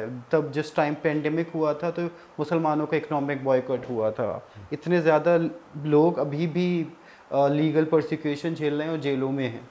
तो मैं अक्सर ये भी देखता हूँ कि ऑफ कोर्स मुसलमानों को ऐसी चीज़ों के बारे में ज़्यादा फ़र्क पड़ना चाहिए, ना कि किसी ने उनके रिलीजन के बारे में कह दिया। तो मुझे लगता है ये चीज़ें ज़्यादा इम्पोर्टेंट है। पर इसमें जब मुझे लगता है कि इतने ज़्यादा हमारे 1 अरब 1.4 करोड़ लोग हैं, मुझे लगता है कि अगर 100 पावरफुल लोग भी अगर इन वाली चीज़ों को आगे बढ़ा रहे होते तो हालात बदलते, है ना। क्योंकि ग्राउंड लेवल पर अगर हम ये देखें तो ग्राउंड लेवल पे कहीं ना कहीं मुसलमानों को एक एलियनेट करा जा रहा है। तो वहाँ पर क्या ज़रूरत है कि उनको इंक्लूड करना, मुझे लगता है कि बहुत सारे लोग कर रहे हैं, हर साहब करते हर हैं। बस्ती, हर समाज में जब हम मुसलमान के साथ नाइंसाफ़ी देख रहे हैं या उनको अलग किया जा रहा है, तो आप कह रहे हैं कि हम सबकी जिम्मेदारी है कि हम इसको होना ना दें। दूसरा एक ये वाली बात है कि जब जो लोग डिवाइड कर रहे हैं, जो लोग एक आपस में आप दूसरों को विभाजन कर रहे हैं, वो बड़े स्ट्रांगली, बहुत कॉन्फिडेंस के साथ बात करते हैं, तो आपको भी शायद उसी कॉन्फिडेंस के साथ उनको नेगेट करना पड़ेगा। बहुत ज़्यादा मुझे ये लगता है कि लोकल लेवल पे अगर मैं लोगों से बात करता हूँ कि मोदी भी क्यों आगे बढ़े या केजरीवाल भी, तो मुझे लगता है कि अगर लोगों को ये नहीं भी लगता कि ये लोग सच कह रहे हैं, लोगों को ये लगता है कि इनकी बातों में कॉन्फिडेंस और क्लैरिटी है, एक आम जनता को इस वाली बात से फ़र्क पड़ता है, तो क्यों जो राइट थिंकिंग प्रोग्रेसिव लोग हैं वो हमेशा क्लैरिटी के साथ अपने बातों को क्यों नहीं आगे बढ़ाते? एक तो ये वाली बात मुझे लगता मैं है। 100% आपसे सहमत हूँ। मैं अब मेरे साथ ये देखता हूँ कि लोग अब घबरा रहे हैं मोहब्बत की बात करने, बहुत पता है। और उसको इनफैक्ट बार बार मुझे कहा जा रहा है कि आप बहुत ख़तरनाक बात कर रहे हैं। इतनी ख़तरनाक बात कि क्यों नहीं हम अलग अलग मज़हब, जाति के लोग, भाषा के लोग प्यार के साथ रहें, ये बहुत ख़तरनाक बात हो गई है। और इसको कहने में एक्सप्रेस करना दिलेरी का काम, दिलेरी का काम हो गया है। और वही दिलेरी एक्चुअली इतिहास में पार्टीशन में गांधी जी ने दिखाया था। जब देश का बंटवारा हो गया था, 10 लाख लोग एक दूसरे की हत्या कर रहे थे, उसमें भी कहना, और पाकिस्तान बन गया था मज़हब के नाम, ये कहना कि ये देश बराबर का है देश के मुसलमानों का, उसको कहने की बहुत दिलेरी थी। तो उस तरह की मोहब्बत का इजहार हमें करने की ज़रूरत है, जहाँ इतनी हिम्मत हमें हो कि इस मोहब्बत के लिए मैं जेल जाने के लिए भी तैयार हूँ और मैं अपनी जान देने के लिए भी तैयार हूँ। कुछ लोगों को ये जिम्मेदारी लेनी पड़ेगी, मुझे लगता है। मुझे लगता है कि और मतलब ऑफ कोर्स कोलैबोरेटिव एफर्ट्स होंगे, पर ये बहुत एक लॉन्ग टर्म एक काम है, जो मुझे लगता है कि और ज़्यादा लोगों को शायद अभी से करना शुरू कर दें तो हो सकता है कि अभी भी मैं मानता हूँ कि वक्त है। एक दूसरी चीज़ मुझे लगता है कि जो ख़ास तौर पे जो राइट विंग है वो काफ़ी ज़्यादा जो आगे बढ़ता है वो मिस इन्फॉर्मेशन के ऊपर बढ़ता है। और मिस इन्फॉर्मेशन ख़ास तौर पे ऐसी ऐसी चीज़ों के बारे में फैलाई जाती है जिनको ज़िया साहब ने अपनी किताबों में बहुत ज़्यादा काउंटर करा है, ऑल क्रेडिट टू हिम, कि भाई मुसलमान, बहुत बेसिक वाली बात है कि मुसलमानों के घरों में ये होता है कि मतलब एंड लाइक वो डिमोनाइजेशन चल रहा है बहुत इस तरह से। अक्सर ऐसी बातें भी जो कुरान में नहीं है, उन वाली बातों को भी ऐसे आगे बढ़ाया जाता है जो सच है। तो उसमें अक्सर मुझे ये लगता है कि इन सारी चीज़ों में जवाब भी हमें देना ज़रूरी है। जवाब देना ज़रूरी है। तो उसके आप जैसे मिस इन्फॉर्मेशन जितना ज़्यादा चल रहा है उसको बहुत ज़्यादा हमें फैक्ट से काउंटर करने की बहुत ज़्यादा ज़रूरत है, क्योंकि अक्सर ऐसा होता है कि अगर आप जिस टाइम झूठ अगर आप 100 बार बोलो तो वो लोगों को वो सच लगने लगता है, तो सच को भी 100 बार बोलना उतना ही ज़रूरी है। जैसे उदाहरण के तौर पे मुसलमान 4-4 बीवियां रखते हैं, तो बस मैं कह रहा हूँ मुझे मिला ही नहीं आज तक। 3/4, फिर मैं लोगों से पूछता हूँ एक कौन सा मुसलमान आपको मिला है जिसकी 4 बीवियां हैं?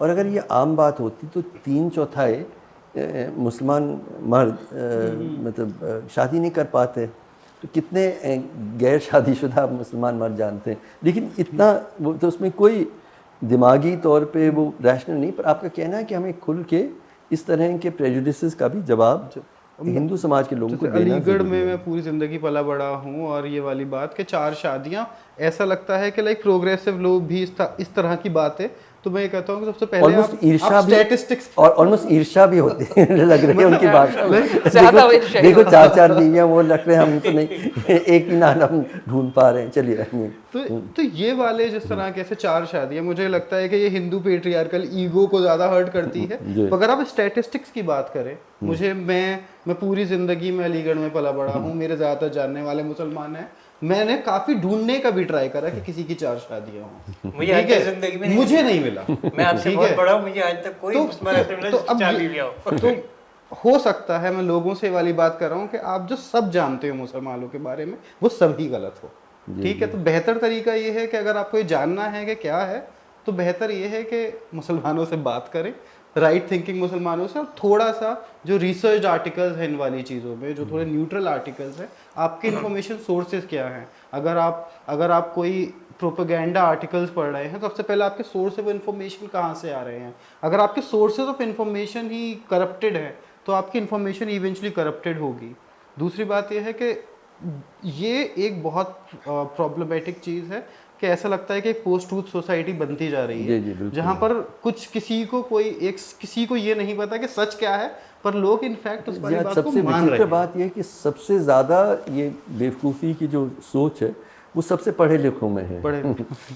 जो आम जो कामकाजी लोग हैं उनमें कम है जितना सर इसमें पोस्ट ट्रूथ की बात बताता हूँ, लोग के इंटॉलरेंस की। अभी ईद गुजरी है 6 दिन पहले, तो मेरे एक दोस्त ने मुझे ईद पे ग्रीटिंग भेजा और ज़रूरी समझता हूँ ये बताने की कि वो हिंदू धर्म से ताल्लुक़ रखते हैं। तो उसमें उन्होंने मुझे कृष्ण जी की एक पेंटिंग भेजी कि कृष्ण जी और उनके साथ में और लोग खड़े हैं, मुसलमान समुदाय के भी हैं, हिंदू समुदाय के भी हैं, दोनों के, और उसमें नीचे लिख के भेजा ईद मुबारक, और कृष्ण जी उन सबके हेड पर हैं। तो मैंने वो अपने कॉलोनी के RWA ग्रुप में ईद मुबारक मैसेज के साथ शेयर करा। तो बहुत बड़ा तबका ऐसा था राइट विंग का जिन्होंने इस पर ऑब्जेक्शन लिया, क्योंकि कृष्ण जी तो इस्लाम के आने से बहुत पहले आए हैं, वो ईद मुबारक कैसे कह रहे हैं। अब that is the level of ignorance of their own religion. तो फिर उन लोगों से कोई भी बात करना नामुमकिन है। उसके लिए पहली चीज़ ज़रूरत है उनको ज्ञान।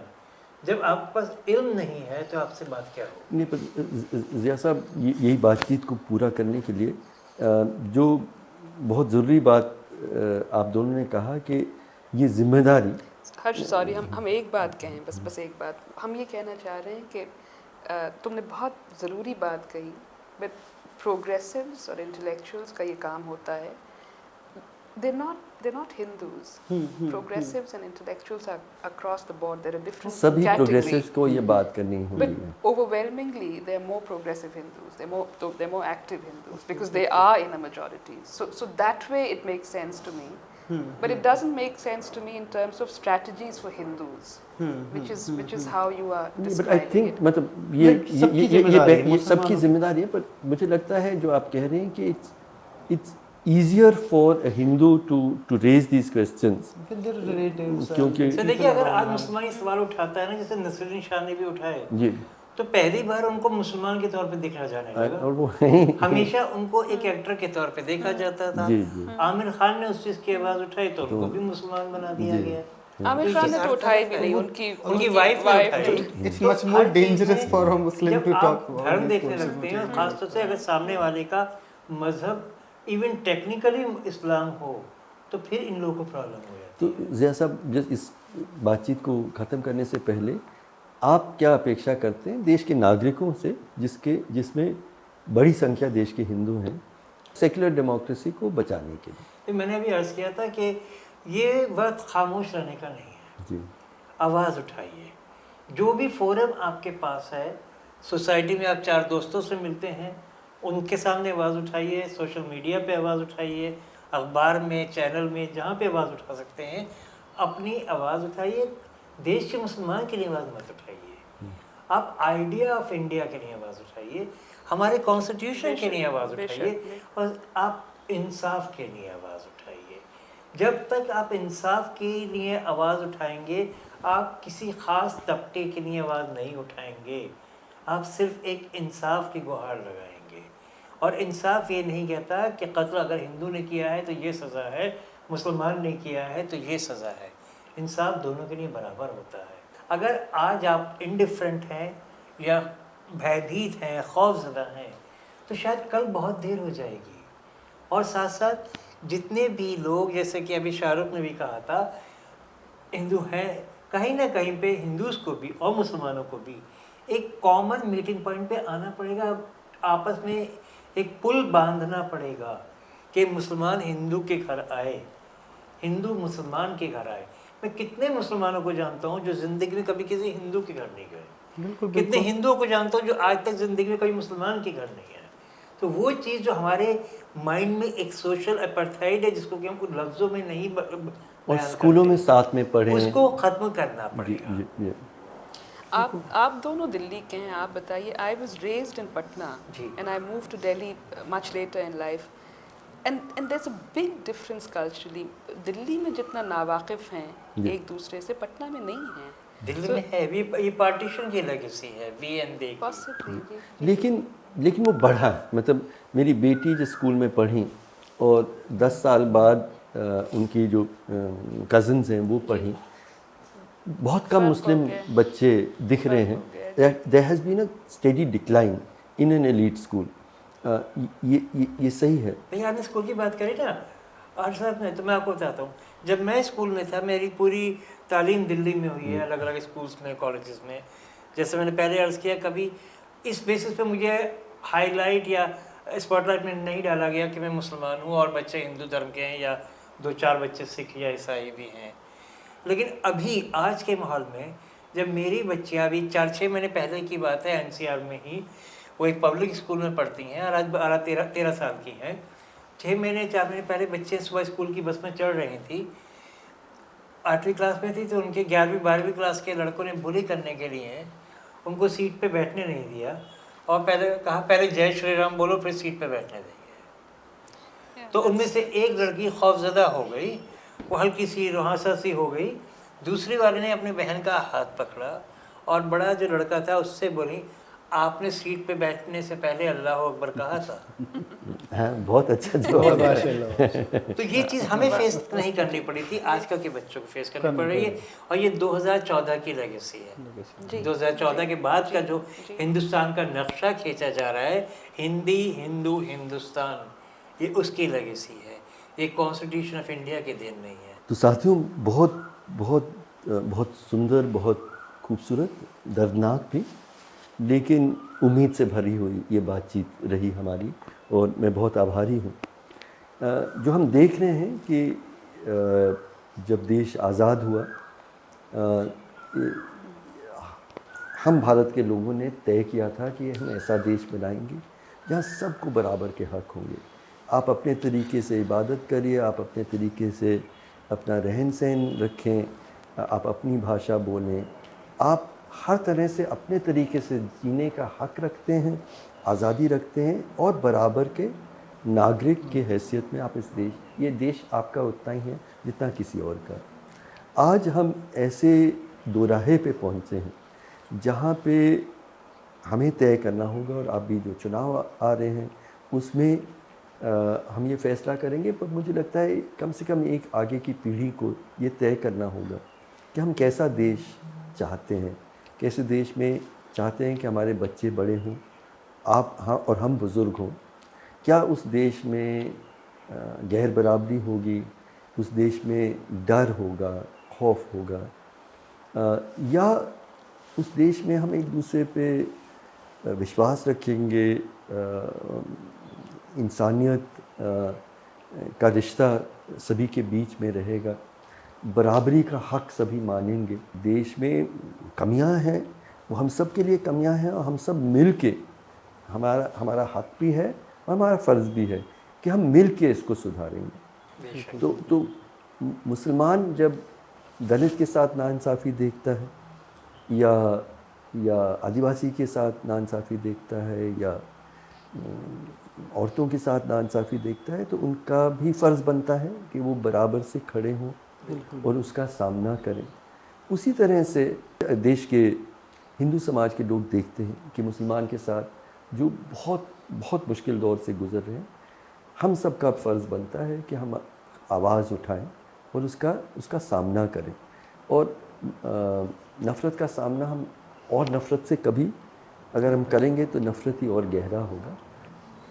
हौसले के साथ, यकीन के साथ हम मोहब्बत की बात करें. जैसे ज़िया साहब ने कहा, खामोश रहने का ये वक्त नहीं है. मार्टिन लूथर किंग उन्होंने ये कहा था कि अंत में हम अपने दुश्मनों की बातों को याद नहीं करेंगे, हम अपने दोस्तों की खामोशी को याद करेंगे. तो हम और आप को तय करना है कि अगर हम खामोश रहें तो हम इस नाइंसाफ़ी के हिस्सेदार बनेंगे.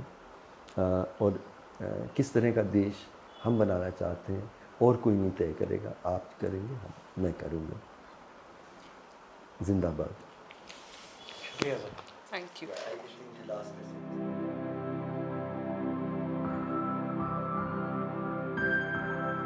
ये दाग दाग उजाला, ये शब गजीदा सहर, वो इंतजार था जिसका, ये वो सहर तो नहीं।